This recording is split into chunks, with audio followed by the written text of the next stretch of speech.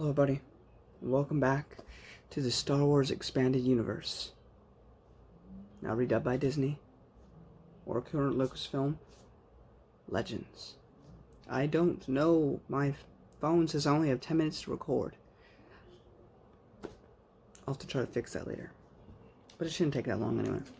Short. We have Jedi Knight, Jedi Outcast, a video game with Kyle Katarn for today. So Kyle's a smuggler again. I'm going to get into spoilers because it's really short. It's a video game.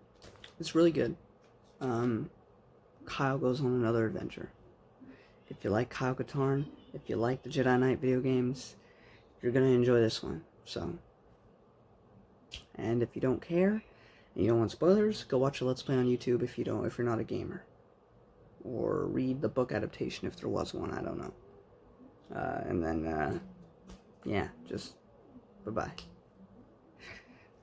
Yeah, Kyle's a smuggler again because in the last Mysteries of Sith, basically like expansion, he went to this place and he was just imbued with the dark side, and Mara Jade had to defeat him.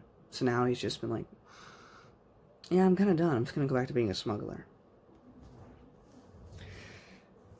The Empire, or the Empire Remnant, a remnant of the Empire, was making these,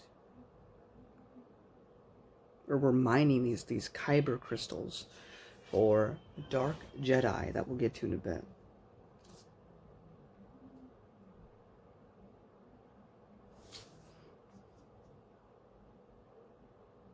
So we meet Desan, who is really cool looking. I like him. He looks like a dinosaur, like a lizard type of thing. But he's there and he's like, yo, I'm gonna frickin' destroy everything or whatever, you know. It's more nuanced than that, but he's kind of a typical villain. What I found interesting was that he was a student at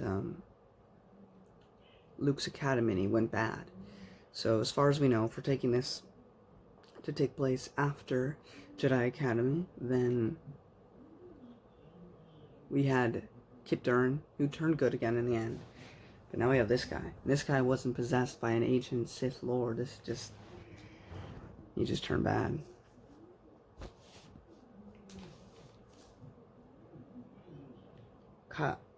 But Desan ends up killing Jan. Well, at least so we think. Which I was really surprised by, because she's kind of been like the main side character for most of the series. Kyle goes to the Valley of the Jedi and gets his powers back. Don't know exactly how that works, but that's how it works. Not only that, but that's exactly what Desan wanted, which we find out later. So we go to Luke's Academy, and we get to see Luke. Now, sadly, it's not voiced by Mark Hamill, but it's still good to see Luke actually have this Jedi Academy. Like, we had the Jedi Academy trilogy, but here we are with a bunch of students and they're learning, and we don't have any issues right now. I mean, besides what's going on with Kyle and the Desan. So that was really cool to see. And he still felt like Luke, even though it wasn't, you know, Mark.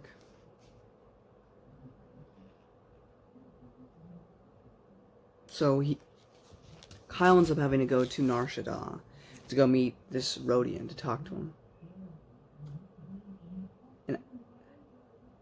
The bartender at this place that you go to was a Chiss.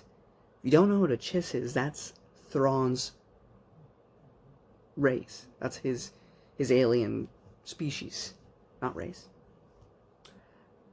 And they don't really address it, because I just found it really interesting, because I don't think Chiss are that common, because you don't really see them in a lot of works, at least not from the ones I've seen.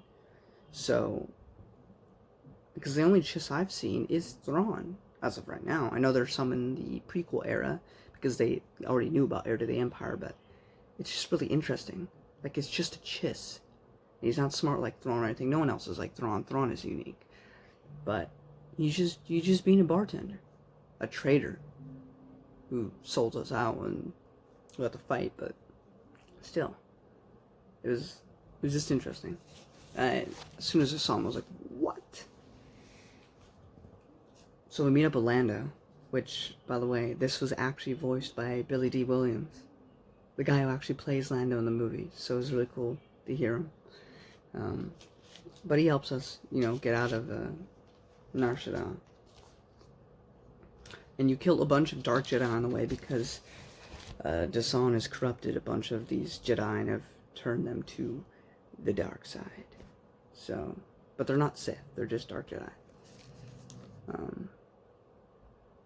Luke actually helps on a mission when Kyle is on a ship called the Doom Giver, the Doom Slayer. It was something like that. But it was really cool. It was the Doom Giver, not the Doom Slayer. And then, of course, we find out, good for him, that Jan is alive, which is good. And they save her. Oh yeah, and Kyle and Jan kiss, which, have they done that before? Is this their first time? I don't know, but they should have done it earlier, because they always seem like they would have been a good couple, so good on them. My last note is that I love the theme. There's multiple themes in Star Wars, but I love the theme of redemption. Because it wasn't a big moment in this story or anything. But right before you fight Dasan, he's talking all this trash. And, Kyle's been filled with anger for most of this story. And he's like, it's not too late. You can still come back. Of course, Dasan says no, but I just love that about Luke, about Kyle, that they will try to reach out. And it doesn't always work out, but they're all about redemption. And it's expectations subverted, done right, when we get to Legacy of the Force. And we've had all these successes with bringing people back from the dark side. And some not successes, like with Dasan. But Dasan isn't somebody close, someone personal. At least compared to other characters. So that will be heart-wrenching when we get to it.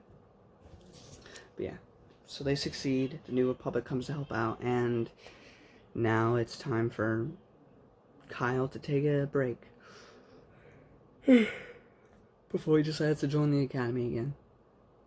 Which we'll find him to be a teacher in the next one, in Jedi Academy. And yeah, I know my hair's going crazy, but that's about it. If y'all enjoyed, give it a thumbs up. Showing episode 10. I'll see you next time. Bye.